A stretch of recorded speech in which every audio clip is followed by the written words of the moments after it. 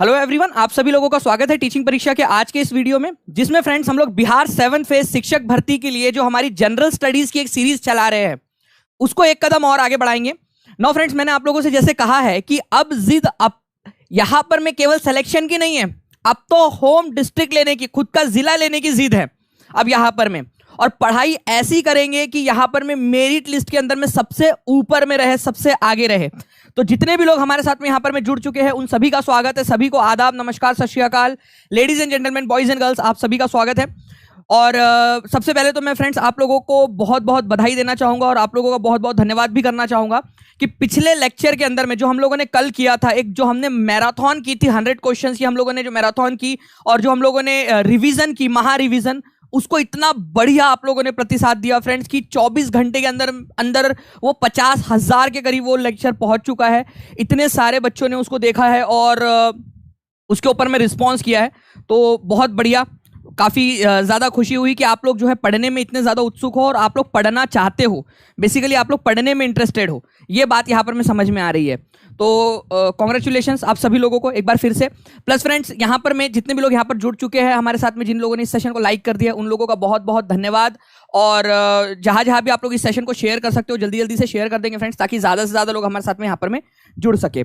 चलिए फ्रेंड्स, पहले क्वेश्चन की तरफ में हम लोग आगे बढ़ते हैं, उसके बाद में फिर मैं आप लोगों को, आप लोगों की जो विनर की लिस्ट है वो भी एक बार दिखा दूंगा। बिहार में किस स्थान पर भारतीय राष्ट्रीय कांग्रेस का 1922 का अधिवेशन हुआ था? ठीक है, 1922 का अधिवेशन, और इसके अध्यक्ष कौन थे ये आप लोगों ने कमेंट करके बताना है मुझे। जल्दी से बताइए, जल्दी जल्दी से, देखते हैं कितने लोग इसका आंसर कर पाते हैं। और जल्दी जल्दी से आंसर करना है आप लोगों ने, ताकि हम लोग ज्यादा से ज्यादा क्वेश्चन कर सके।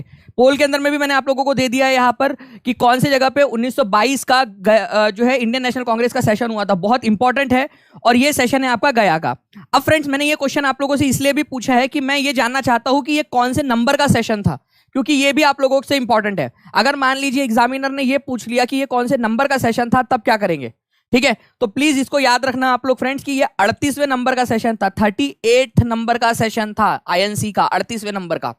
ठीक है, तो इसी वजह से मैं आप लोगों से कह रहा था कि इसको भी आप लोग कर लीजिए।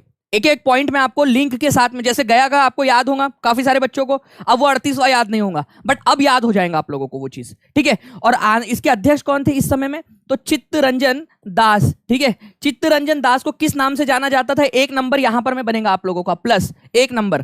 ठीक है, एक नंबर यहां बनेगा। चित्तरंजन दास को किस नाम से जाना जाता था? देखते हैं कितने लोग बता पाते हैं। बिहार में कांग्रेस का पहला सेशन 1912 के अंदर में हुआ था, पटना के अंदर में, बाराबांकी के अंदर में, ये याद रखें, बांकीपुर के अंदर में आप लोगों का। ठीक है, बांकीपुर के अंदर में पहला सेशन हुआ आपका, पटना के अंदर में, और वो सेशन जो है आप लोगों का 27वें नंबर का सेशन था, ये भी याद रखेंगे आप लोग। तो गया में हुआ था सेशन, ये याद रखेंगे, चित्तरंजन दास थे इसके अध्यक्ष 1912 में। ये देखिए, आप लोग चाहो तो इसका स्क्रीनशॉट ले सकते हो, इंपॉर्टेंट है। ठीक है, बांकीपुर पटना के अंदर में। ठीक है, आर माधोलकर इसके अध्यक्ष थे। 1922 में 38वां सेशन था। देखो, इसके लिए मैंने आपको करवाया, ये वाले और इस वाली चीज के लिए ये क्वेश्चन करवाया। 38वां सेशन था और चित्तरंजन दास इसके अध्यक्ष थे। मैंने आप लोगों से पूछा कि क्या इनको कहा जाता था, तो इनको ये कहा जाता था, सभी लोग लिखेंगे कमेंट बॉक्स के अंदर में, देश बंधु चित्तरंजन दास की, चित्तरंजन दास की जो है यहां पर में उनका उपनाम या उपाधि क्या थी जिनको उस नाम से जाना जाता था? तो देश बंधु के नाम से जाना जाता था, ये याद रखना है आप लोगों ने। बहुत ही इंपॉर्टेंट क्वेश्चन एग्जाम के अंदर में पूछा जा सकता है आप लोगों से। कंटिन्यूअसली आंसर कर रहे हैं फ्रेंड्स, क्या बात है। देखिए, पहले क्वेश्चन में 1000 क्रॉस करवा दिया आप लोगों ने। ठीक है, कांग्रेचुलेशन आप सभी लोगों को। जल्दी से लाइक का नंबर भी पहुंचा देंगे। और 53वें नंबर का सेशन था रामगढ़ का सेशन आपका, जिसमें मौलाना अबुल कलाम आजाद, ठीक है, 6 साल तक अध्यक्ष रहे फिर उसके बाद में। नाउ फ्रेंड्स, आगे बढ़ेंगे हम लोग यहाँ पर में। उसके बाद, उससे पहले मैं आप लोगों को एक बताना चाहूंगा कि कल जो हमारा सेशन हुआ था, ठीक है, उसके अंदर में जो विनर लिस्ट है, वैसे तो मैंने ये विनर लिस्ट आप लोगों की टेलीग्राम के ऊपर में ऑलरेडी शेयर कर दी है। दानिश शेख टेलीग्राम ग्रुप जो है, DANISHSHEIKH, उसके ऊपर मैं ऑलरेडी शेयर कर दिया। लेकिन यहाँ पर मैं आप लोग देखिए, जेरी डिब्बो जी बहुत ही जो है यहाँ पर में एक डेडिकेटेड स्टूडेंट है, क्लास के अंदर में, पेड क्लास के अंदर में भी हमेशा एक्टिव रहती है। उनके अकाउंट्स में भी जाके जब मैंने देखा तो बहुत सारे टेस्ट उन्होंने अटेम्प्ट किए हुए हैं। पेड स्टूडेंट है, 2x मल्टीप्लायर लगा के उनका फाइनल प्राइस है। ओके, मिराज अहमद इनका है, प्रीति कुमारी जी, ठीक है, 2x है। उसके बाद में शशिकांत सिंह, रंजीता श्रीवास्तव है, ठीक है, पुष्पा यादव जी, ये वाईटी वाले स्टूडेंट थे। होपफुली अब जब उनको मिल जाएगा तो शायद वो पेड में भी आ जाएंगे। आदिल अहमद किदवई जी, ठीक है, शारिफ अंसारी, फजलुर रहमान और एमडी रजा अली। एमडी रजा अली जो है, इन्होंने, इनकी भी सब बहुत सारी टेस्ट जो है इनकी अटेम्प्टेड थी। मैंने आप लोगों से कहा था कि अगर 5000 स्टूडेंट हो जाएंगे हमारे तो हम लोग जो है ये इसको 10 स्टूडेंट को देंगे, लेकिन स्टिल फ्रेंड्स हम लोग 198 स्टूडेंट से रह गए थे कल, 4802 बच्चे थे हमारे कल लाइव, बट कोई बात नहीं, नेक्स्ट टाइम जो है वो होगा हमारा। इसी वजह से फ्रेंड्स यहाँ पर मैं मोटिवेशनल प्राइस जो है वो दिया गया है, अदरवाइज नहीं तो पहले तो केवल 5 डिसाइडेड था कि केवल पहले 5 को देंगे, लेकिन फिर भी कोई बात नहीं। चलिए नेक्स्ट क्लास, नेक्स्ट टेस्ट के अंदर में आप लोग जो है अच्छे से देने की कोशिश करना। आ जाइए यहाँ पर मैं आप लोग कि महान मुगल सम्राटों में से, ठीक है, बाबर से औरंगजेब तक 2 राजपूत ऐसे हुए जो राजकुमारी, जो 2 राजा ऐसे हुए जो राजकुमारियों से पैदा हुए। अब ये ट्रिकी क्वेश्चन, अगर इसका आंसर किसी ने कर डाला तो उसको मान जाएंगे। मैं आप लोगों को चैलेंज दे रहा हूं कि ये क्वेश्चन का आंसर करके बताओ, और इसका मेरे को आप लोग ये भी बताइए, क्योंकि ये क्वेश्चन हेडमास्टर के एग्जाम में आया था, ठीक है, इसी वजह से मैं आप लोगों से कह रहा हूं। ये हेडमास्टर वाली जो पिछली एग्जाम हुई थी उसके अंदर में क्वेश्चन था आपका, कौन से 2 मुगल बादशाह हुए जिनकी मम्मी राजकुमारियां थी, राजपूत राजकुमारियां थी, ठीक है, राजपूत राजकुमारियां थी उनकी मम्मी। इंपॉर्टेंट क्वेश्चन है और बड़ा इंटरेस्टिंग क्वेश्चन है। मतलब मुगल जिनको मुस्लिम माना जाता है, उनके 2 इंपॉर्टेंट वाले राजा, वैसे तो बहुत सारे राजा ऐसे हुए, इवन जो लास्ट मुगल बादशाह थे, ठीक है, बहादुर शाह जफर, वो खुद एक हिंदू राजकुमारी के बेटे थे। लाल बाई उनकी जो है मम्मी का नाम था। जो अकबर द सेकंड थे ना, उन्होंने एक हिंदू राजपूत महिला से भी शादी की थी, उनके बच्चे थे वो, ठीक है। तो काफी सारे जो मुगल बादशाह हुए वो मतलब उनकी मम्मी हिंदू थी, तो वो हिंदू मुस्लिम का मिक्सचर ही थे वो बेसिकली, ठीक है। बहुत बढ़िया फ्रेंड, 74% लोगों ने आंसर किया है। आंसर होगा आपका जहांगीर और शाहजहां। कितने लोग चाहते हैं एक्सप्लेनेशन दे दूं मैं इसका आपको, ठीक है। और मैं जितने भी बच्चे पेड क्लास के अंदर में उनको बता दूं कि आप लोगों के लिए जो है ना एक स्पेशल क्लास लगने वाली है, जिसको हम लोग मिसलेनियस क्लास कहेंगे, ठीक है, मिसलेनियस।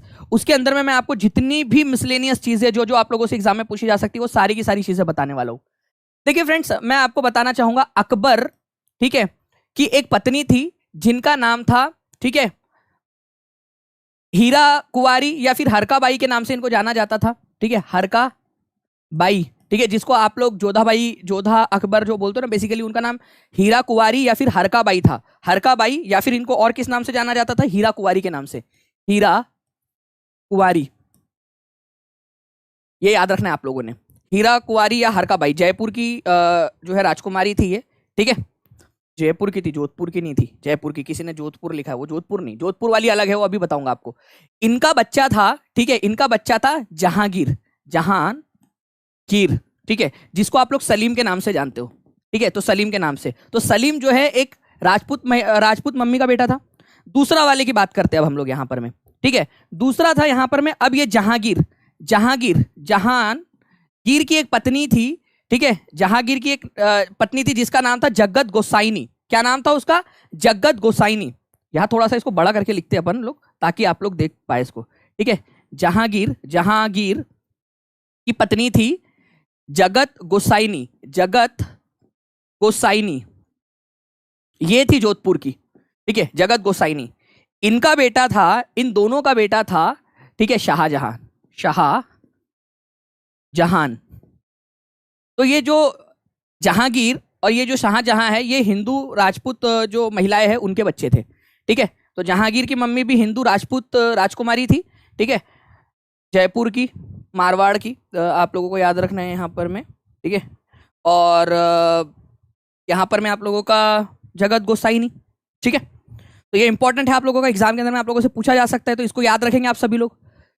तो आंसर क्या हो जाएगा इस क्वेश्चन का, आंसर हो जाएगा जहांगीर और शाहजहां, सिंपल सी बात है। और ये आप लोगों का एग्जाम में पूछा भी गया था। अगर आप चाहते हो ऐसे सारे क्वेश्चंस करवा दूं तो सभी लोग जो है फ्रेंड्स यहाँ पर मैं अपना अपना रिस्पॉन्स देते रहेंगे, मैं बिल्कुल आप लोगों को ऐसे और भी बहुत सारे क्वेश्चन करवा दूंगा। नाउ फ्रेंड्स, भारतीय राष्ट्रीय कांग्रेस का कौन सा अधिवेशन गया में हुआ था, बिहार सांख्यिकी अधिकारी 2016 में क्वेश्चन पूछा गया, ठीक है। और इसका आंसर मेरे को यहाँ पर में 2000, यहाँ पर में जो है सारे के सारे जो लोग हैं, ठीक है, मेरे को 90+ चाहिए मुझे आप लोगों से आंसर, ठीक है। बिहार सांख्यिकी का क्वेश्चन मुझे मिला तो मैंने आप लोगों से करवा दिया, ठीक है। जल्दी से बिल्कुल बस आप लोग आंसर कर दीजिए कमेंट इसके अंदर में, पोल के अंदर में, और हम लोग आगे बढ़ जाएंगे यहाँ पर में। कौन से नंबर का था ये आप लोग बताएंगे, इसी वजह से ये मैं रिवीजन करवा रहा हूँ, क्योंकि मेरे को पता है कि रिवीजन कैसे करवानी होती है, ठीक है। 97% अब तक आया हुआ है, 96, ठीक है। मैं जस्ट देखना चाह रहा हूँ कि क्या यहाँ पर में 90 के ऊपर में रहता है ये 94, ठीक है। जैसे जैसे पोल बढ़ रहा है वहां पर में ऊपर नीचे हो रहे हैं लोगों के आंसर्स,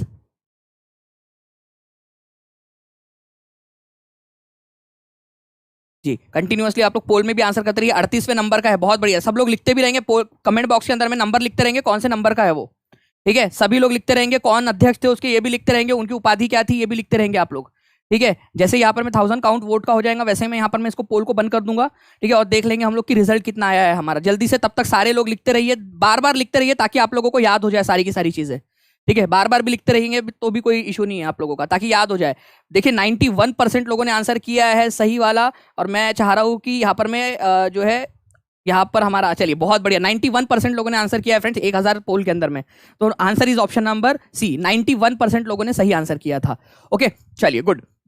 तो चित्तरंजन दास देशबंधु उनकी उपाधि थी। कौन से नंबर का अध्यक्ष थे, कौन सा नंबर का सेशन था, ये याद कराना था मेरे को मेन बेसिकली। 38वें नंबर का सेशन था, ये याद रखना है। किसी को लग रहा होगा कि सर ये तो ये आता है, बट बस दूसरी जो चीज है आप लोगों की 38 नंबर की जो चीज है, ठीक है, उनको देशबंधु कहा जाता है, वो भी याद करना है, ठीक है। नहीं तो पता चले यही करोगे और वो ये सारी चीजें रह जाएंगी छोटी छोटी सी। भारतीय संविधान सभा में कुल कितनी महिला सदस्य थी, ये बताएंगे आप सभी लोग, जल्दी जल्दी से बताइए। भारतीय संविधान सभा के अंदर में कितनी महिला सदस्य थी? संविधान सभा के अंदर में, हमारे भारत की संविधान सभा के अंदर में मैं आपको बता दूं फ्रेंड्स, पहले जो है 389 सदस्य थे, 300, ठीक है, 89 सदस्य हुआ करते थे आप लोगों के, 89 190 क्या बोलेंगे इसको आप लोग, ठीक है। देखिए यहां पर 389 थे। इसके बाद में मैं आप लोगों को बता दूं फ्रेंड्स कि इसमें से जब इंडिया और पाकिस्तान का बंटवारा हुआ तो भारत की संविधान सभा के अंदर में, ठीक है, ये डाउन हो गया, ये नंबर डाउन हो गया और ये डाउन होकर नंबर रह गया 299, ठीक है 299। तो भारत की संविधान सभा के अंदर में 299 सदस्य थे भारत की संविधान सभा में, जिसमें से फ्रेंड्स 15 जो है महिला सदस्य थी, 15 महिला सदस्य, ये याद रखना है आप लोगों ने। तो भारतीय संविधान सभा में कुल कितनी महिला सदस्य थी? 15 महिला सदस्य थी, ये याद रखना है आप लोगों ने। ये इनकी लिस्ट भी है आप लोगों के सामने, विजय लक्ष्मी पंडित, राजकुमारी अमृत कौर। मैं आपको बता दूं राजकुमारी अमृत कौर जो है, ये आप लोगों को याद रखना है, भारत की पहली हेल्थ मिनिस्टर थी। इसको कैसे याद रखेंगे कि भारत की पहली हेल्थ मिनिस्टर कौन थी? कोई ट्रिक बता सकता है मुझे यहाँ पर? में कोई ट्रिक बताएंगे जल्दी से? एक बहुत ही अच्छी ट्रिक है भाई, हेल्थ मिनिस्टर, स्वास्थ्य मंत्री कौन थी भारत की पहली स्वास्थ्य मंत्री? अमृत। अमृत पिला दो भाई, ठीक हो जाएगा वो बंदा, ठीक है, बंदा बंदी जो भी है वो ठीक हो जाएगा, अमृत पिला दो। तो अमृत, तो ये याद रख लेना आप लोग, अमृत से हेल्थ मिनिस्टर, राजकुमारी अमृत कौर, तो अमृत पिला दो, ठीक है, हेल्थ मिनिस्टर। हेल्थ मिनिस्टर कौन थी, ये क्वेश्चन पूछा जा सकता है आप लोगों से। तो इस तरीके से थे आप लोगों के। विजय लक्ष्मी पंडित जो है ये जवाहरलाल नेहरू की बहन भी थी, ये भी याद रखेंगे आप लोग। और ये जो है यूनाइटेड नेशन के अंदर में भारत की पहली महिला, भारत की पहली जो है महिला रिप्रेजेंटेटिव और यूनाइटेड नेशन की पहली अध्यक्ष, ठीक है, यूनाइटेड नेशन जनरल असेंबली की पहली महिला अध्यक्ष भी बनी थी ये विजय लक्ष्मी पंडित। मैं आपको आगे में जब और यूनाइटेड नेशन वगैरह के क्वेश्चन कराऊंगा उसमें भी कराऊंगा आप लोगों को। The first elected European president of Indian national Congress was, भारतीय राष्ट्रीय कांग्रेस के, ठीक है, भारतीय राष्ट्रीय कांग्रेस के पहले इलेक्टेड यूरोपियन प्रेसिडेंट कौन थे? ठीक है, निर्वाचित यूरोपीय अध्यक्ष, जो भारतीय नहीं थे, यूरोपीय थे, ठीक है। जल्दी से बताएंगे आंसर क्या होंगे इस क्वेश्चन का आप लोग।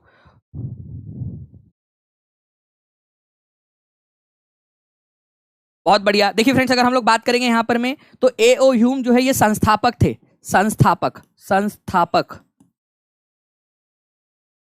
आवाज क्यों आ रही भाई इसमें, कहां से आ रही है आवाज? ठीक है, संस्थापक थे ये, ओके।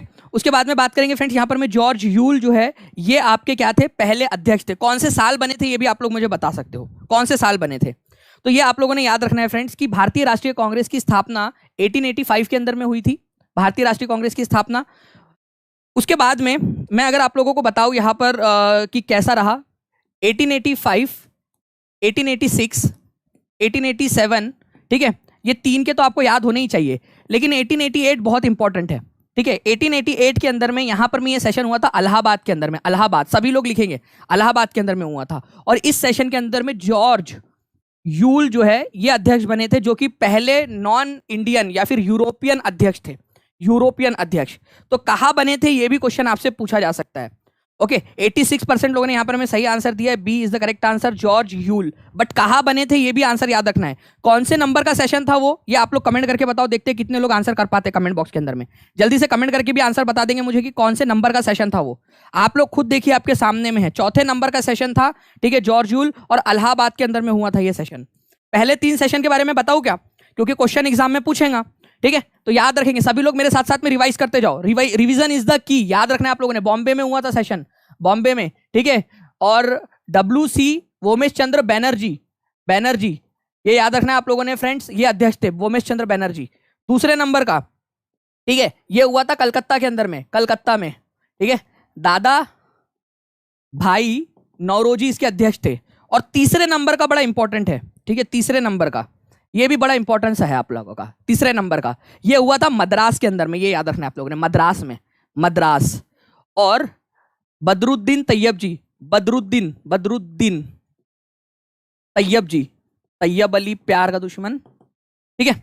तो तैयब जी जो है यहाँ पर में, ये याद रखना है आप लोगों ने, ये अध्यक्ष थे मद्रास सेशन के अंदर में, और पहले मुस्लिम अध्यक्ष इंडियन नेशनल कांग्रेस के। ये भी क्वेश्चन बन सकता है आप लोगों का, तो सभी लोग इसको याद रखेंगे। जल्दी जल्दी से लाइक का बटन भी दबा दीजिए फ्रेंड्स, इतने सारे लोग देख रहे हैं, ताकि ऐसे ही मैं आप लोगों को और भी जो इंटरेस्टिंग जो चीजें आप लोगों की वो सारी याद करवाता रहूं आप लोगों को। नेक्स्ट पॉइंट की तरफ में आगे बढ़ते हैं। आप लोगों को बताना है भारतीय पुनर्जागरण के जनक के रूप में किसको जाना जाता है। ये भी इंपॉर्टेंट क्वेश्चन है, भारतीय पुनर्जागरण का जनक किसको माना जाता है, जिसने भारत के अंदर में रिनेसा या फिर जो है भारत के अंदर में समाज सुधार, धर्म सुधार की एक लॉ जलाई थी, एक आग जलाई थी। बताइए किसको माना जाता है भारतीय समाज सुधार का जनक जी। तो आंसर क्या हो जाएगा फ्रेंड्स यहाँ पर में, राजा राममोहन रॉय। राजा राममोहन रॉय जो है, इनको भारतीय पुनर्जागरण के जनक के रूप में जाना जाता है। राजा राममोहन रॉय को राजा की उपाधि किसने दी थी, ये आप लोग कमेंट करके बताइए मुझे, किसने इनको उपाधि दी थी। राजा राममोहन रॉय को लंदन किसने भेजा था, ये भी आप लोग मुझे बताओगे, इनको लंदन किसने भेजा था, आप लोग बताएंगे मुझे। राजा राममोहन रॉय लंदन गए थे, ठीक है, घूमने तो गए नहीं थे, किसी ने भेजा था उनको, तो किसने भेजा था। ओके, तो राजा राममोहन रॉय जो है फ्रेंड्स, ब्राह्मो समाज के संस्थापक, आत्मीय सभा के संस्थापक, ठीक है ये। इसके अलावा अगर मैं बात करूं आप लोगों से, संवाद कौमुदी नाम की एक उनकी बहुत ही प्रसिद्ध पत्रिका निकाली थी उन्होंने। ओके, काफी सारी चीजें जो इनके बारे में मैं आप लोगों को बता सकता हूँ। तो अभी यहाँ पर मैं फिलहाल के अंदर में हम लोग थोड़ा सा इसको क्रिप्स में रखते हैं। राजा राममोहन रॉय भारतीय पुनर्जागरण के जनक, इनको राजा की उपाधि अकबर सेकंड ने दी थी, Akbar second. Akbar the great नहीं, वो अकबर वन अलग है, जो जोधा अकबर वाला अकबर है वो अलग है आप लोगों का। यहाँ अकबर द सेकंड की बात हो रही है। इनको लंदन भी अकबर द सेकंड ने ही भेजा था। क्यों भेजा था उन्होंने लंदन, कि भाई जाओ तुमको 2 दिन और 3 रात का जो है वो हम तुमको गिफ्ट वाउचर लगाए, तुमने दानिश सर की क्लास के अंदर में टॉप किया था, ठीक है, टेस्ट के अंदर में, तो तुमको 2 रात और 2 दिन और 3 रात का लंदन का ट्रिप दिया जा रहा है, इसलिए भेजा था क्या उनको? नहीं, उनको भेजा था इसलिए ताकि इनकी पेंशन बढ़ाई जा सके। एक्चुअली अंग्रेजों के पेंशन भोगी थे, अंग्रेज इनको पेंशन देते थे। इन्होंने बोला यार तुम्हारी चाचिया जो है वो उनकी संख्या बढ़ गई है, वैसे भी कोई युद्ध तो करता नहीं, मैं बोला था इनको कि लाल किले में बैठे रहो करके, कोई युद्ध नहीं करना है, तो क्या करे, बैठे बैठे क्या करे, शादियों पे शादियां किए जा रहे थे बस, तो पैकी, ठीक है।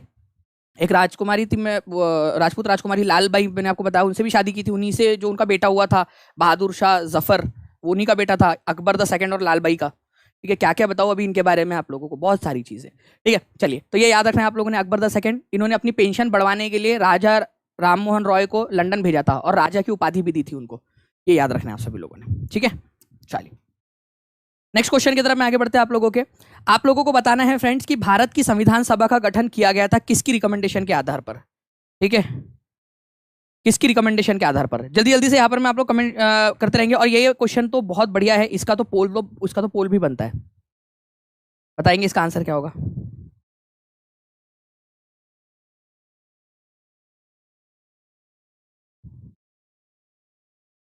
देखिए, भारत के अंदर में जो संविधान सभा बनाई गई थी, उसको बनाने के लिए एक अंग्रेजी जो है मिशन था या कमीशन था, ठीक है, उसने क्या किया था फ्रेंड्स, रिकमेंडेशन दी थी। तो कौन था जिसके रिकमेंडेशन के आधार पर भारत के अंदर में जो है संविधान सभा बनाई गई।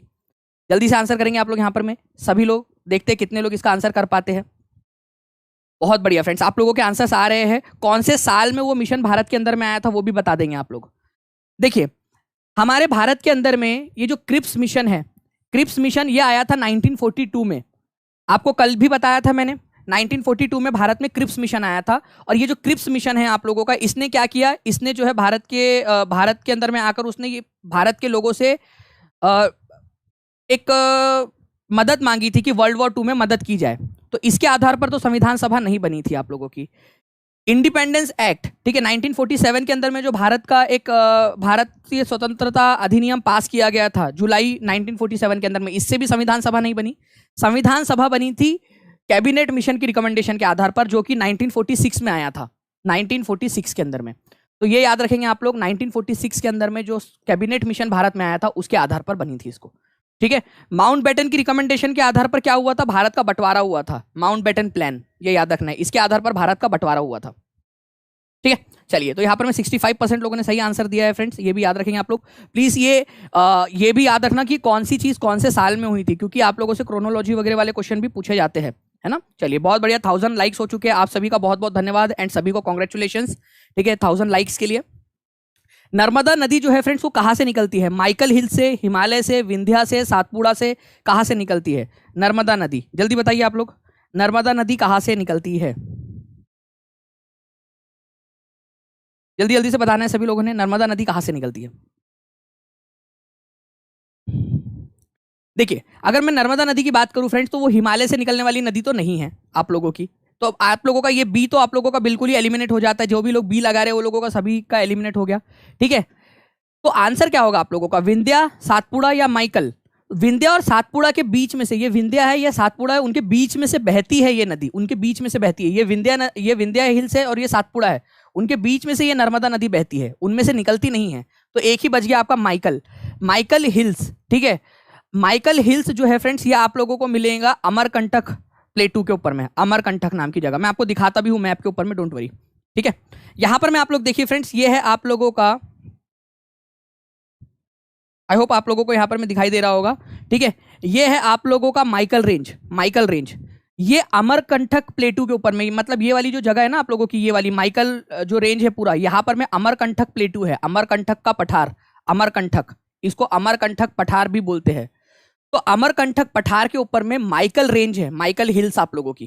ठीक है, वहां से ये अमरकंटक के पठार से या फिर माइकल रेंज से जो है ये नदी निकलती है आप लोगों की, नर्मदा नदी, यहां से और ऐसे निकलकर इस तरीके से ये नदी जो है कहां पर में जाती है, विंध्या और सातपुड़ा के बीच में से बहती है, विंध्या और सातपुड़ा के बीच में से बहती है और यहां पर में जाकर खंबात की खाड़ी के अंदर, ये आप लोगों की जो है ना, ये कैम्बे खंबात की खाड़ी, वहां पर में जाकर मिल जाती है, ये याद रखना है आप लोगों ने।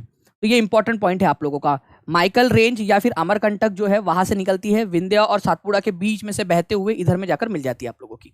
इंपॉर्टेंट पॉइंट सबको याद रहेगा, एक बार लिख दीजिए ताकि मैं कभी भी अगर आप लोगों से रिवाइज करवा के आप लोगों से पूछूं तो आप लोग जो है इसका आंसर करने में सक्षम हो जाए। ओके, चलिए, तो आंसर क्या होगा आप लोगों का, माइकल, और विंध्या और सातपुड़ा के बीच में से बहती है, ये आप लोगों को याद रखना है। नेक्स्ट क्वेश्चन की तरफ में आगे बढ़ते हैं फ्रेंड्स, इस क्वेश्चन का आंसर आप लोग कीजिए और मुझे इस क्वेश्चन का आंसर 90+% लोगों से चाहिए, क्योंकि बार बार आप लोगों को रिवाइज करवा रहा हूं मैं, ये क्वेश्चन इंपॉर्टेंट है और एग्जाम के अंदर में पूछा जाता ही है। इसके ऊपर में, बुद्धिस्ट काउंसिल के ऊपर में, पहली बौद्ध परिषद जो है वो कौन से राजा के जो है संरक्षण के अंदर में आयोजित की गई थी, बताइए जल्दी से, और कहाँ आयोजित की गई थी ये भी आंसर करना है आप लोगों ने। 90%+ चाहिए इसका आंसर,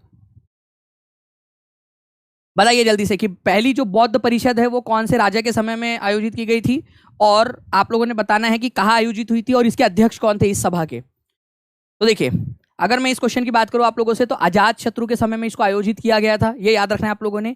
इसको आयोजित किया गया था राजगीर के अंदर में, राजगृह भी इसको बोला जाता है, राजगृह, राजगृह बोला जाता है। अजात शत्रु उसके उस समय में शासक थे।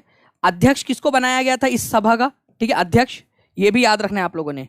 तो अध्यक्ष थे महाकश्यप, महाकश्यप, ये भी याद रखोगे सभी लोग, लिखेंगे महाकश्यप, इंपॉर्टेंट है, महाकश्यप लिखो सभी लोग, इंपॉर्टेंट वाली बात है आप लोगों की। 76% लोगों ने आंसर दिया, जबकि ये कितना इजी क्वेश्चन है यार, इसीलिए कह रहा हूं आप लोगों से रिवीजन करो, रिवीजन इज द की, जितना ज्यादा रिवीजन करोगे उतना ज्यादा याद होगा आप लोगों को। जो भी 76% लोग जिन्होंने भी आंसर किया है ना यहाँ पर में, वो ऐसे लोग होंगे जिन्होंने बार बार रिवाइज किया होगा इन चीजों को।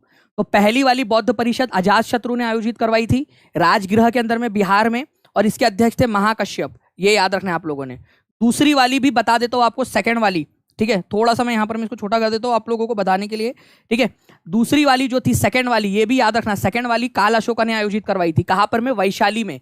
ये सभी लोग लिखेंगे और मैं आप लोगों को टारगेट दे रहा हूँ ये याद करके आने का, वैशाली। और आज जो है जो दानिश शेख टेलीग्राम ग्रुप है उसके ऊपर में मैं आप लोगों से इसका पोल भी डाल दूंगा कि सेकंड वाली किसकी हुई थी। चैलेंज एक्सेप्ट कर रहे हो आप लोग सभी लोग? दानिश शेख टेलीग्राम ग्रुप के ऊपर मैं आज ये क्वेश्चन डालूंगा, सेकंड वाली किसकी हुई थी और अध्यक्ष कौन थे सेकंड वाली के? सेकंड वाली के अध्यक्ष थे सभाकामी। एक एक करके अब ऐसे ही याद कराना पड़ेगा आप लोगों को।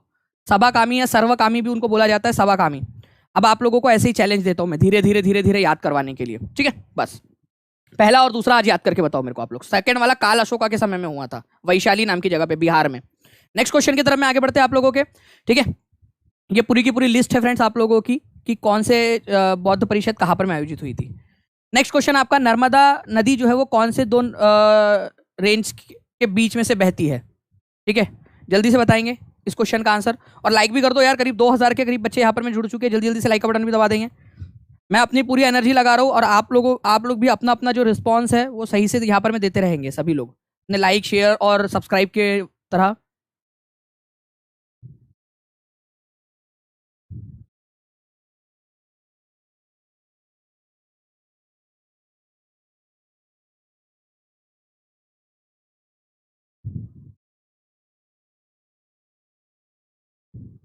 बहुत बढ़िया। देखिए फ्रेंड्स, अभी आप लोगों को बताया कि नर्मदा नदी कहाँ से निकलती है, ठीक है।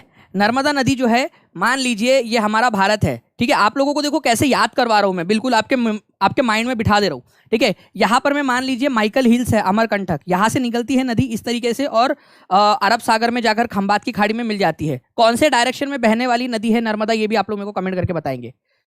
उसके बाद में यहाँ पर में जो ये रेंज है, पर्वत श्रृंखला है, ये है विंध्या, और यहाँ पर में जो है वो है सातपुड़ा।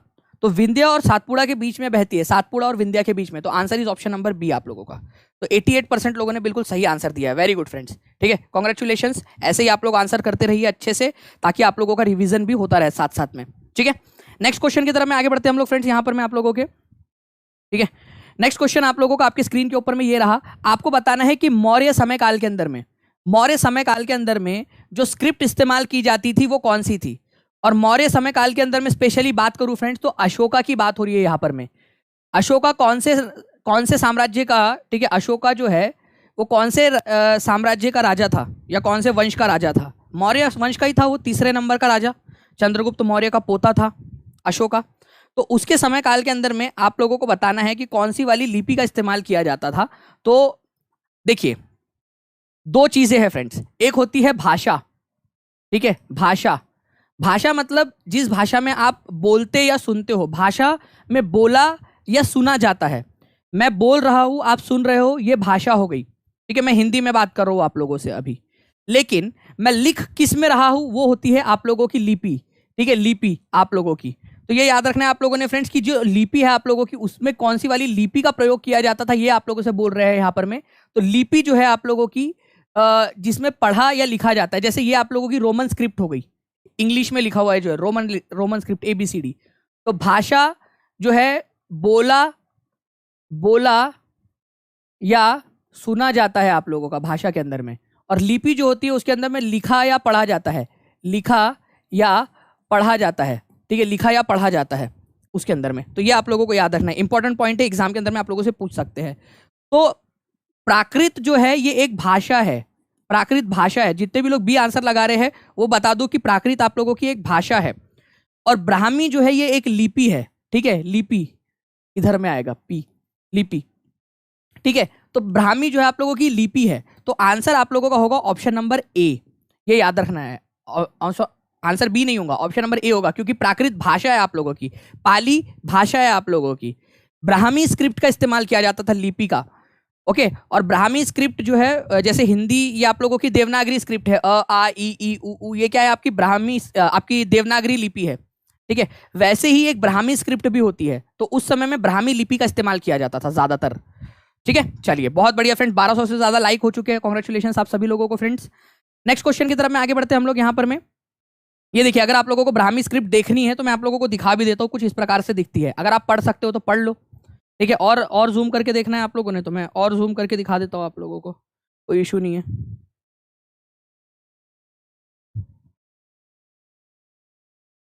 खुल जा सिम,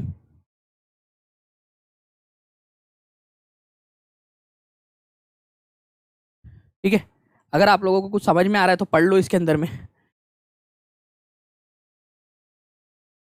इसमें से ब्राह्मी स्क्रिप्ट के अंदर में लिखा हुआ है ये सब पूरा का पूरा आप लोगों का, ठीक है। ब्राह्मी स्क्रिप्ट के अंदर में समझ आ रहा है क्या कुछ? नहीं ना, ठीक है, क्योंकि वो लुप्त हो चुकी है, अब हम लोग नहीं पढ़ते उसको, इस वजह से। नाउ फ्रेंड, नेक्स्ट क्वेश्चन है, गायत्री मंत्र जो है वो किस पुस्तक से लिया गया है? गायत्री मंत्र जल्दी से बताएंगे आप लोग, गायत्री मंत्र किस पुस्तक से लिया गया है? आंसर करेंगे सभी जल्दी जल्दी से। गायत्री मंत्र किस पुस्तक से आप लोगों का लिया गया है? गायत्री मंत्र आंसर कीजिए जल्दी जल्दी से। गायत्री मंत्र कौन सी पुस्तक से लिया गया है?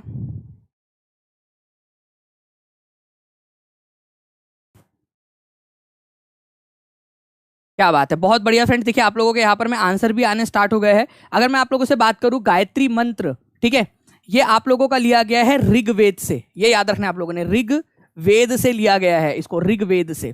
ठीक है, ऋग्वेद जो है ये आप लोगों का 10 पार्ट में, 10 पार्ट्स, ठीक है, 10 पार्ट्स में या 10 भागों के अंदर में बटा हुआ है। ठीक है, 10 पार्ट।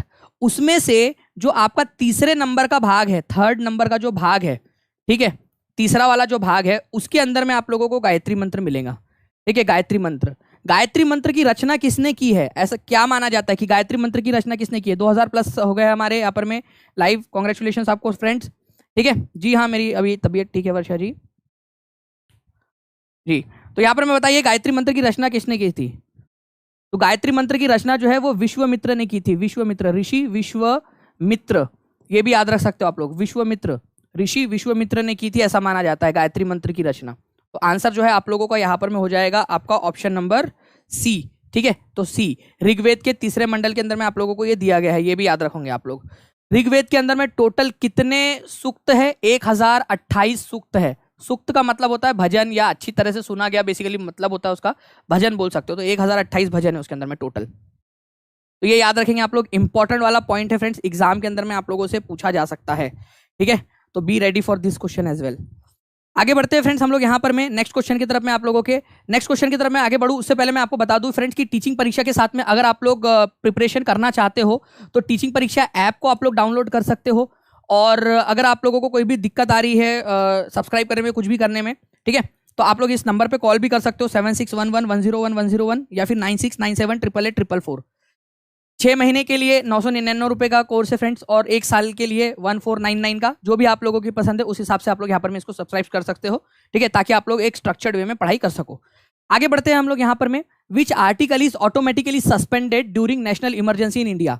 भारत के अंदर में जब नेशनल इमरजेंसी लगाई जाती है, राष्ट्रीय आपातकाल, राष्ट्रीय आपातकाल लगाया जाता है कौन से आर्टिकल के जरिए, ये भी देखते हैं आप लोगों से। चलिए, और ये क्वेश्चन का पोल भी बनता है।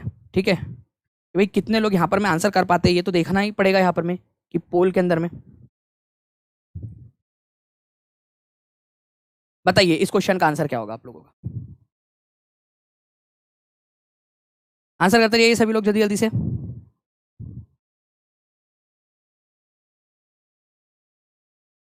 कौन सा है जो ऑटोमेटिकली सस्पेंड हो जाता है? नेशनल इमरजेंसी लगती है आप लोगों की, राष्ट्रीय आपातकाल, पूरे देश के अंदर में आपातकाल लग जाए तो ये लगता है आर्टिकल नंबर 252 के जरिए। सभी लोग पहले ये लिखिए, नेशनल इमरजेंसी आर्टिकल नंबर 252।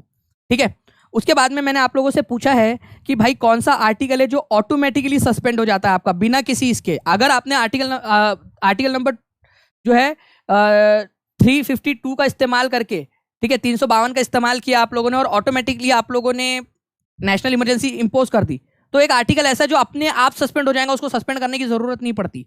और वो आर्टिकल है आप लोगों का आर्टिकल नंबर 19। जैसे ही इसको लगाओगे या अपने आप खत्म हो जाएगा। ठीक है, जैसे ही इसको लगाएंगे अपने आप खत्म हो जाएगा। जैसे ये नहीं क्या कुछ लोग होते हैं यहाँ पर में, ठीक है, प्यार के परिंदे, मान लीजिए कि देखो अगर तुम मुझे छोड़ के गई तो मैं तो मर जाऊंगा, ऑटोमेटिकली मर जाऊंगा। ऐसा नहीं क्या होता है, प्यार में वादे वगैरह तो करते हो जो आप लोग जो यहाँ पर में, ठीक है, 16-17 साल की उम्र में भी करते हो, पता चले, और शुरुआत में पहले 1 महीने के अंदर में लड़का करता है लड़की से कि तुम मुझे छोड़ के गई तो मैं तो जी ही नहीं पाऊंगा तुम्हारे बिना। वैसे कुछ होता नहीं, वैसे वो जी लेता, ठीक है, थोड़े दिन बाद, 1 हफ्ते बाद वापस से जीना स्टार्ट कर देता है। ठीक है, तो वैसे ही यहाँ पर में जैसे ही आर्टिकल लगेगा वैसे ही अपने आप ये क्या होगा, आप लोगों का आर्टिकल नंबर 19 जो है वो खत्म हो जाएगा। ठीक है, अपने आप खत्म हो जाएगा, अपने आप ऑटोमेटिकली। ठीक है, तो ये याद रखना है आप लोगों ने, उसको खत्म करने की जरूरत नहीं पड़ती, ऑटोमेटिक प्रोसेस है ये, अपने आप खत्म हो जाएगा। आर्टिकल नंबर 19 के अंदर में क्या दिया है? आर्टिकल नंबर 19 के अंदर में आपको 6 जो है वो फ्रीडम दी गई है। देश में इधर उधर घूमने का अधिकार, अपने पसंद का काम करने का अधिकार, ठीक है, इसके अलावा जो है देश में कहीं पे भी जाके बसने का अधिकार। अरे यहाँ इमरजेंसी लगी है, तुम बोलोगे मेरे को पेंगोंग लेक के अंदर में जाके मछली पकड़नी है, तो क्या तुमको वहां जाने दे हम? आज चाइना के साथ में युद्ध चल रहा है, नेशनल इमरजेंसी लगी है, तुम बोलेंगे मेरे को पैंगोंग युग में जाके यहाँ पर मैं देखना है कि नाक बीच में आती कि नहीं आती लद्दाख में जाकर। अब क्या तुमको वहां जाने दे हम लोग? बोलेंगे आर्टिकल नंबर 19 का इस्तेमाल करके मेरे को वहां जाना है नाक बीच में आती कि नहीं आती देखने के लिए लद्दाख में। पागल गई का। तो ये तो आर्टिकल आप लोगों का जो है वो ऑटोमेटिकली सस्पेंड हो जाता है जैसे ये लगेंगे आप लोगों की, खत्म बात। अब एक बहुत ही इंपॉर्टेंट बात आती है आप लोगों की, ध्यान से सुनना मेरी बात, बहुत इंपॉर्टेंट है। कौन से 2 आर्टिकल है जिनको किसी भी कीमत पर किसी भी हालत में सस्पेंड नहीं किया जा सकता? जिनको किसी भी कीमत पर सस्पेंड नहीं किया जा सकता, बताइए आप लोग। मतलब कोई भी लेवल की इमरजेंसी लगा दो, वो आर्टिकल कभी खत्म नहीं होते। वेरी गुड, किसी ने आंसर लिखना स्टार्ट भी कर दिया आप लोगों में से, ठीक है। आर्टिकल नंबर 20 और आर्टिकल नंबर 21 ये कभी भी खत्म नहीं होते, कभी, ठीक है, कभी सस्पेंड नहीं होते, नहीं होते। कुछ भी कर लो आप लोग, ठीक है, कभी भी सस्पेंड नहीं होते। ये याद रखना है आप लोगों ने, कभी भी।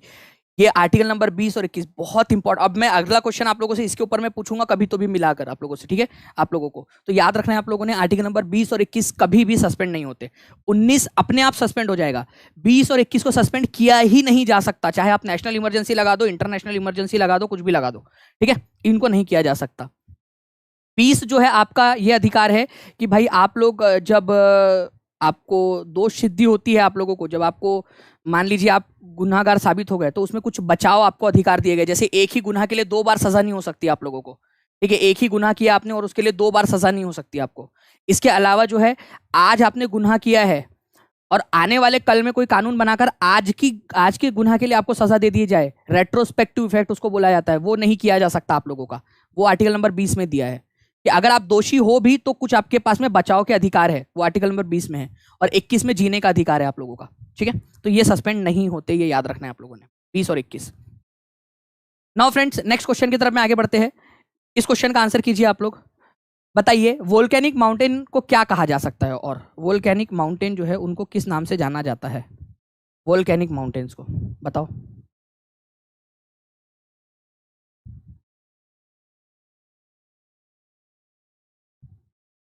वोल्केनिक माउंटेन्स जो है उनको किस नाम से जाना जाता है?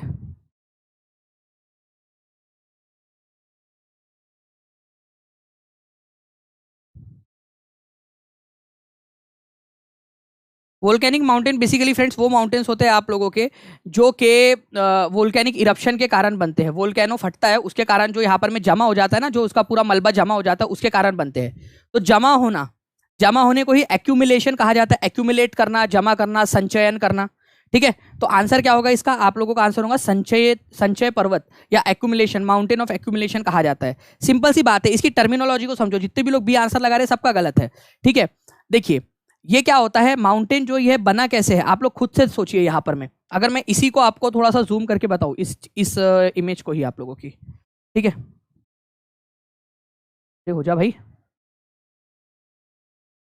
चलिए कोई बात नहीं, ठीक है। यहाँ से जूम करेंगे अपन लोग इसको। जब घी सीधी उंगली से ना निकले तो टेढ़ी उंगली करनी पड़ती है। तो मान लीजिए देखिए फ्रेंड्स, यहाँ पर में ये जब निकल रहा है इसका, ठीक है, जो लावा निकल रहा है वही यहाँ पर में जमा होता जाएगा, यहाँ पर में जमा होता जाएगा, तो एक्यूमुलेट हो रहा है, संचय हो रहा है इसका। तो इसी वजह से जो आप लोगों के ये माउंटेन्स होते हैं, जो वोल्केनिक माउंटेन होते हैं, जो वोल्केनिक एक्टिविटी के कारण, लावा निकलने के कारण बनते हैं, उनको माउंटेन्स ऑफ एक्यूमुलेशन कहा जाता है, संचयन पर्वत, ठीक है। या पर्वत, ऐसे पर्वत जो संचय के कारण बने हैं, ठीक है, चीजों के संचय, जमा होने के कारण बने हैं, तो संचय पर्वत इनको कहा जाता है। ये याद रखना है आप लोगों ने, इंपॉर्टेंट पॉइंट, एग्जाम के अंदर में आप लोगों से कभी भी पूछ सकते हैं, तो be ready for this question as well, ठीक है। इसके अलावा नेक्स्ट क्वेश्चन की तरफ में आगे बढ़ते हैं फ्रेंड्स। आप लोगों के सिक्कों पर किस गुप्त शासक को वीणा बजाते हुए चित्रित किया गया है? देखिए फ्रेंड्स, गुप्ता शासन काल जो है हमारे भारत का, इसको गोल्डन एज कहा जाता है। एंशिएंट इंडिया का गोल्डन एज, स्वर्ण काल बोलते हैं इसको। तो भारत के इतिहास का स्वर्ण काल किसको कहा जाता है, ये आप लोगों को बताना है, ठीक है। और कौन सा वाला राजा है जिसको वीणा बजाते हुए दिखाया गया है आप लोगों का, ठीक है, वीणा बजाते हुए दिखाया गया है। तो वीणा बजाते हुए किसको दिखाया गया है आपका? वो दिखाया गया है फ्रेंड्स समुद्रगुप्त को। समुद्रगुप्त जो है ये गुप्त वंश का शासक था। इसी को नेपोलियन ऑफ इंडिया भी बोला गया है, नेपोलियन, ठीक है, भारत का नेपोलियन, नेपोलियन, ठीक है, नेपोलियन, भारत का नेपोलियन, भारत का नेपोलियन। जैसे फ्रांस का एक राजा हुआ ना नेपोलियन, वैसे ही उसकी तुलना समुद्रगुप्त के साथ में की गई है। नेपोलियन भी बहुत जो है युद्ध की नीति में मानता था, युद्ध करता था, ठीक है। वैसे ही समुद्रगुप्त भी था। वैसे नेपोलियन बाद में आया, समुद्रगुप्त तो बहुत पुराना है, बट अंग्रेजों ने इसकी तुलना की है, इसी वजह से इसको समुद्रगुप्त को भारत का नेपोलियन बोला गया है।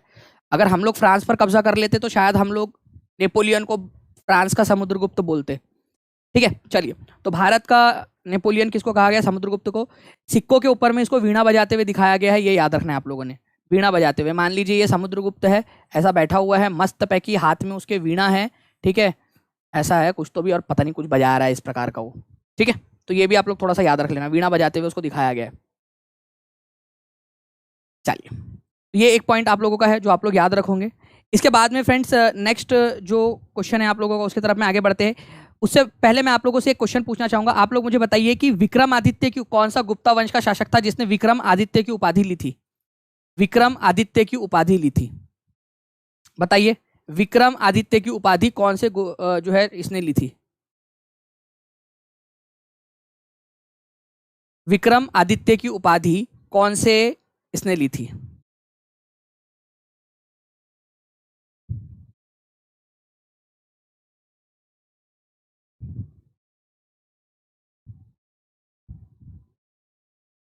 Very good.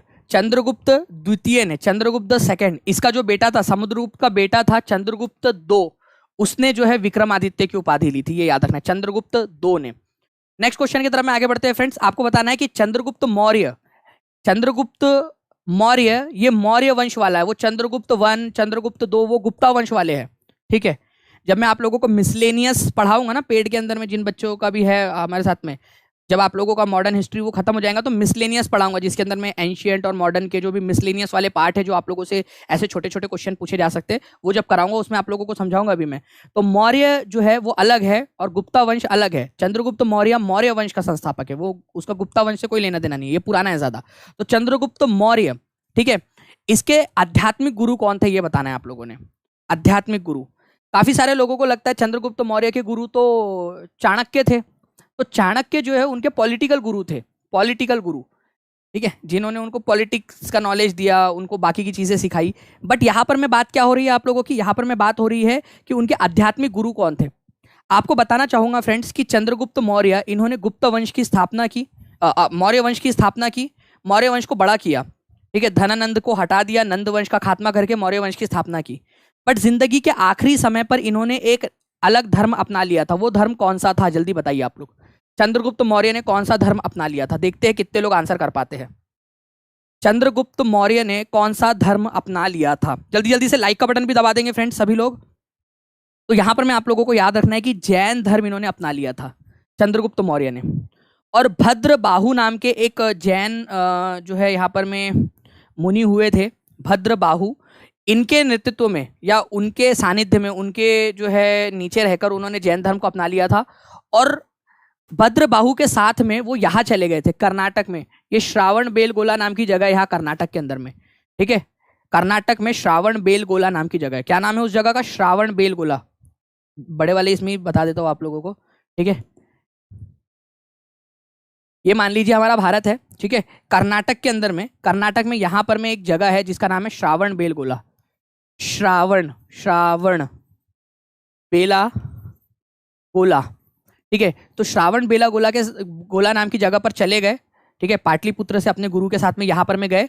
और यहाँ पर में उन्होंने जो है फ्रेंड्स, जैन धर्म के अंदर में एक परंपरा है कि जो व्यक्ति भूखा प्यासा रहकर अपना प्राण त्याग देता है, अपने शरीर को त्याग देता है, उसको मोक्ष मिल जाता है, उसको मुक्ति मिल जाती है, ठीक है। तो फ्रेंड्स ये याद रखना है कि यहाँ पर में संथारा एक प्रथा होती है जैन धर्म के अंदर में, जिसमें भूखा प्यासा रहकर आपको जो है अपने प्राण त्याग देने होते हैं। तो भद्रबाहु के साथ में उन्होंने अपने प्राण त्याग दिए थे यहाँ पर में श्रावण बेलगोला के अंदर में, ठीक है जी। इस प्रथा को आप लोग संथारा, संथारा या फिर इसको जो है फ्रेंड्स संलेखना, संलेखना, ठीक है, दोनों के नाम से जाना जाता है, ठीक है। संथारा और संलेखना, दो नाम से इसको जानते हैं, इस प्रथा को आप लोग, ये याद रखना है आप लोगों ने। चलिए, तो ये आप लोगों का जो है फ्रेंड्स एक क्वेश्चन था। मैं आप लोगों को बता दूं कि आज का जो ये पूरा सेशन था आप लोगों का, अब आप लोगों को मैं आज एक टारगेट दे रहा हूँ, ठीक है, बहुत ही इंपॉर्टेंट वाला आप लोगों को टारगेट दे रहा हूं मैं, ठीक है। पहले मैं आप लोगों को यहाँ पर मैं एक चीज बता दूं, ठीक है। एक टारगेट है आप लोगों के लिए, लिंक में मैं आपको एक लेक्चर की लिंक दे रहा हूँ, करंट अफेयर के सेशन की लिंक। वो लेक्चर सारे के सारे बच्चे देखेंगे और उसकी जो है ऐप में आप लोगों की एक टेस्ट होंगी, ठीक है। ऐप में कल आप लोगों की या फिर आज रात में उसकी टेस्ट होंगी 10 बजे। मैं उसके ऊपर में एक छोटी सी 20 नंबर की टेस्ट लगा दे रहा हूँ आप लोगों के लिए, ओके। जो आप लोगों का है ना पेड वाला, उसके अंदर में जाकर आप लोग जो है उसकी टेस्ट दे सकते हो। मैं आप लोगों को उसकी लिंक दे रहा हूँ, यहाँ पर मैं भी दे रहा हूँ, आप लोगों को शेयर भी कर दूंगा। ऑब्वियसली बात है, अभी फिलहाल में इसके अंदर में कोई इनाम वगैरह है नहीं, ठीक है। लेकिन फिर भी आप लोगों की रिवीजन के लिए, और हर बार मैं ऐसे ही आप लोगों को देता रहूंगा, ठीक है। तो ये मैंने एक आप लोगों को लिंक दिया है, ठीक है। इसको पिन भी कर दिया मैसेज में मैंने। सारे बच्चे जितने भी लोग देख रहे हैं वो पिन मैसेज के अंदर में और कमेंट में भी मैं पिन कर दूंगा उसको। सारे के सारे क्या करेंगे, इस लेक्चर को देखेंगे। ये जो करंट अफेयर का लेक्चर है आप लोगों का, ठीक है, ये मैंने बहुत दिन हो गए पहले इसको पढ़ाया था। 93,000 से ज्यादा उसके व्यूज है फ्रेंड्स आप लोगों के। तो आपको क्या करना है, आज सारे लोगों ने इस सेशन को देखना है, अच्छे से पूरा लेक्चर देखो, कमेंट कर करके वहां पर में आप लोग देखो, उसको आंसर करो उसके, ठीक है, कमेंट बॉक्स के अंदर में। और मैं आज 10 बजे इसमें से कोई भी 20 क्वेश्चन, ठीक है, आप लोगों के लिए वहां पर मैं लगा दूंगा।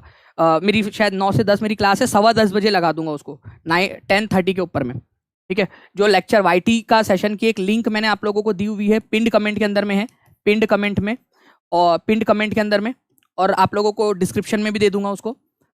ऐसे ही टारगेट दिया करूंगा आपको। टारगेट बेस्ड पढ़ाई करनी है कि नहीं करनी है आप लोगों ने? कितने लोग चाहते हैं कि टारगेट बेस्ड पढ़ाई करा दूं आप लोगों की? आप लोगों को टारगेट दे दे के पढ़ाई करा दूं मैं आप लोगों की? तो ऐसे ही मैं पढ़ाई करा दूंगा सारे लोगों की, ठीक है। जो पेड वाले बच्चे उनको तो ऑटोमेटिक नोटिफिकेशन चला जाएगा जैसे ही वो टेस्ट अपलोड हो जाएंगी। बाकी के जो लोग हैं वो क्या करेंगे फ्रेंड्स, 10:15 PM पे जाकर वो उस टेस्ट को दे सकते हैं 10:15 के ऊपर में, ठीक है। 10:15 के ऊपर में कहाँ पर में देंगे ये टेस्ट आप लोगों का वही जो पिछले कल जहां पर मैं आप लोगों ने दिया था ना, इसके अंदर में जाकर, ठीक है। आप लोगों का जो बिहार PRT का जो पेड कोर्स है उसके अंदर में जाकर उसको ओपन रख दूंगा मैं आप लोगों का आज रात के लिए, ठीक है, 12 बजे तक। तो 12 बजे तक जाकर आप लोग उसको टेस्ट को दे देना, ठीक है, ताकि आप लोगों की रिवीजन हो जाए, ठीक है। बाकी मिलते हैं फ्रेंड्स हम लोग हमारे नेक्स्ट लेक्चर के अंदर में। जितने भी लोग टीचिंग परीक्षा के साथ में जुड़ना चाहते हैं वो 7611101101 नंबर पे कॉल कर सकते हैं, या फिर 9697884444 पर कॉल कर सकते हैं, ठीक है। आप लोगों का 999 का कोर्स है, या 6 महीने का, या फिर 1499 का कोर्स है, या फिर आप लोग डायरेक्टली टीचिंग परीक्षा ऐप डाउनलोड कर लोगे तो भी आपको बहुत सारी चीज़ें वहां पर में मिल जाएंगी। काफ़ी सारी चीज़ें फ्री वहां पर अवेलेबल है, वो भी आप लोग उसका भी आनंद ले सकते हो, ओके। चलिए, कल वाला आज वाला टेस्ट का लिंक शेयर करें सर। आज वाला टेस्ट का लिंक वो तो रात में बनेगी ना 10:07 पे। जी हाँ, वो करंट अफेयर की क्लास पेड के अंदर में जो है वो फ्राइडे से स्टार्ट हो रही है। फ्राइडे के दिन करंट अफेयर की क्लास है, जनवरी करंट अफेयर की, मतलब पेड में। तो वो जो बच्चे वहां जुड़ना चाहते हैं वो भी कर सकते हैं, ठीक है। बाकी मिलते हैं हम लोग नेक्स्ट क्लास में, तब तक के लिए thank you very much friends. एक बार लाइक जरूर कर देंगे इस सेशन को, जहां भी शेयर कर सकते हो अपने दोस्तों के साथ में शेयर जरूर कर दीजिए। बाकी नेक्स्ट लेक्चर में मिलते हैं, तब तक के लिए take care and bye, God bless you all, thank you, bye. कल का टेस्ट का रिजल्ट दे दिया है, ऑलरेडी दे दिया है मोहम्मद आफ्ताब जी। कल का टेस्ट का रिजल्ट आज भी दिया, कल टेलीग्राम पे भी दिया, सब जगह दे दिया। दानिश एक टेलीग्राम ग्रुप है, उस पर देख लूंगे आप, उसमें टेलीग्राम पे दिया हुआ है, ठीक है। चलिए, कोई नहीं, thank you very much, take care and bye, God bless you all, thank you friends, bye.